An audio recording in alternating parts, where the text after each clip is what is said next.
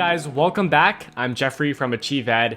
Today we're going to be talking about 8 things that you probably didn't know about AP exams. I just basically dug around for some really interesting facts about AP exams, the history of AP exams, some recent events and changes.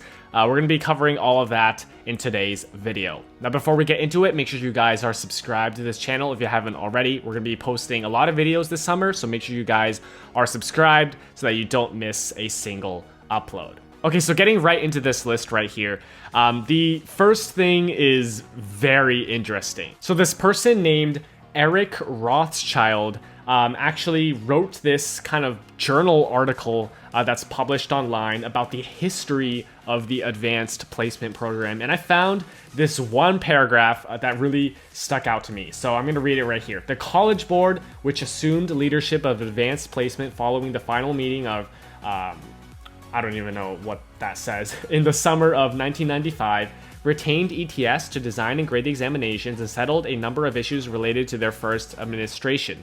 No test could take more than 3 hours, a commandment not broken until 40 years later, and the fee was set at $10 per examination. Before the tests were given in May 1956, however, this policy was changed and students were allowed to take any number of tests for their $10 fee. Now, I mean, if you look at the prices today, it's $94 per AP exam.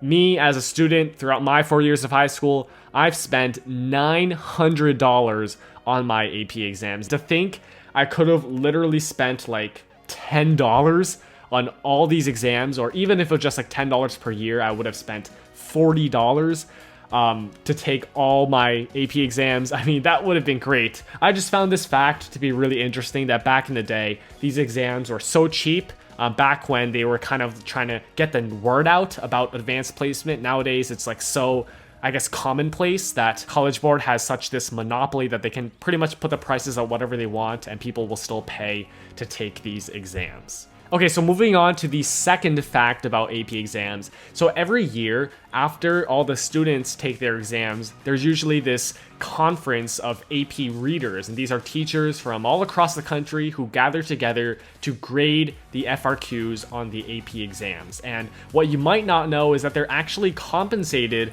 pretty nicely for their work reading the AP exams. According to ets.org, readers, whether on-site or at home, are compensated at an hourly rate of $25.61 for training and scoring. So $25 an hour. I mean, that's a pretty good job by any standard, right? And you know, if you're an AP reader, of course, you have to be very skilled, but you do actually get compensated for that as well. And you also get compensated for like housing and travel and all that stuff.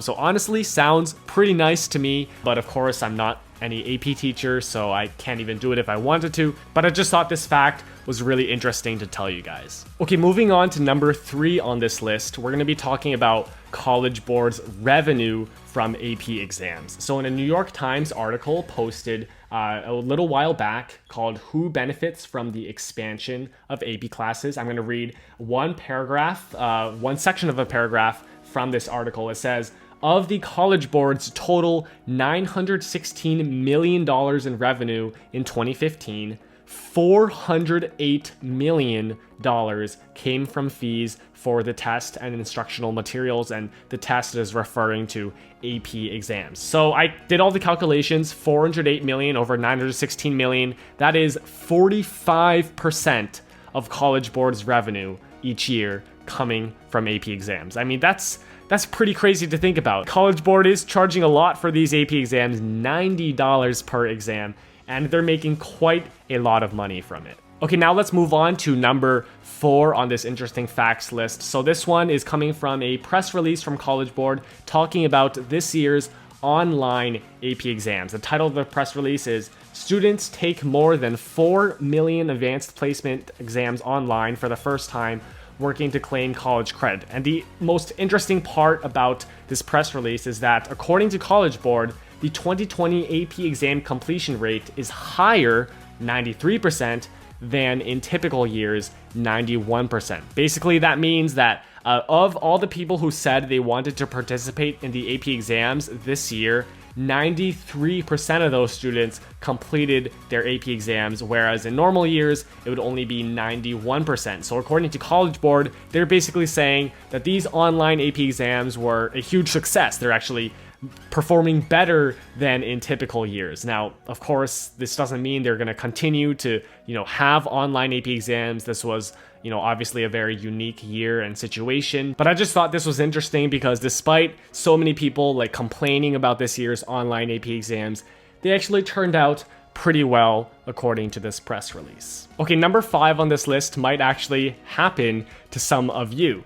So apparently, if you get a perfect score on an AP exam, that means every single question right, multiple choice and FRQ, then CollegeBoard will actually send you a letter basically congratulating you on getting that perfect score. So I didn't get one personally, but people have posted their letters online. It basically says, dear blank, I'm writing to share some exciting news. Your performance in the AP blank exam in whatever year was so superior that it falls into a very select category. And basically they talk about how only very few students, get that perfect score in the AP exam. So if this does actually happen to you, I think that's a great honor. You're among a very select group of students who actually perfect scored an AP exam. All right, let's move on to number 6 on this list. This one is pretty recent. From a Forbes article, the CollegeBoard is sued over AP test glitches. So basically, a bunch of students filed a class action lawsuit. This basically means there's a bunch of plaintiffs suing at once, suing CollegeBoard, and they're seeking a lot of monetary damages due to all the glitches that were happening in this year's online AP exams. Some people couldn't submit their answers even after trying to click the submit button. There were some other glitches in the system. So CollegeBoard is now getting sued for $500 million in monetary relief. That's a lot of money. Obviously, CollegeBoard makes a lot of money too, but still, that's a lot of money. I'm not sure about the status of this. This was back in May. I'm not sure if this was like dropped or if they're currently in court. I don't know. I just saw this article online and I thought it was really interesting to show you guys. Now, the thing about a class action lawsuit is that if somehow the plaintiffs actually win the lawsuit, or if the lawsuit is somehow settled, then there will be this usually giant pool of money that CollegeBoard pays out. And the way a class action lawsuit works is that anybody can join it. So as long as you were affected by any of the glitches, then you can basically go online when the time comes and put in all your information, and you will get literally a check in the mail with money in it, with your portion of that $500 million or whatever it ends up being. Okay, so moving on to number 7 on this list. This was actually a pretty recent change regarding AP exams. So according to CollegeBoard, starting with the May 2021 exam administration, they'll no longer distribute National AP Scholar Awards. If you don't know what that is, I guess you don't need to worry about it because it's gonna be going away soon. But basically, if you get an average score of at least 4 on all your AP exams taken and scores of 4 or higher on 8 or more of these exams, then you are designated a National AP Scholar, and you kind of get this little badge in your AP Scores portal. Now, the thing with these is that they didn't actually mean anything. Like, you can put it under college apps if you want, but there's no actual like scholarship attached with it. There's no any kind of like official ceremony or anything like that. It's more just like a virtual certificate.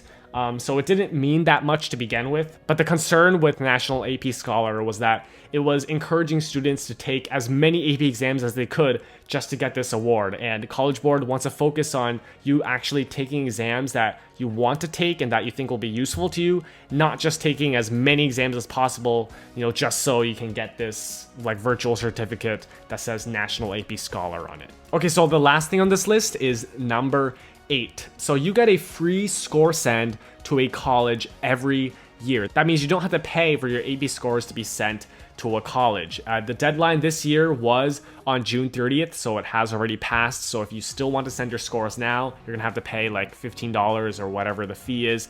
But taking advantage of this is really important because, at the end of your senior year, you can basically use this free score send and send all your AP scores, including the scores that you got in previous years, to the college that you will be attending. The $90 per AP exam though, that's another story, but at least CollegeBoard is giving us this free score send each year. Okay, so that is going to be it for this video. I do hope you guys found these 8 facts interesting.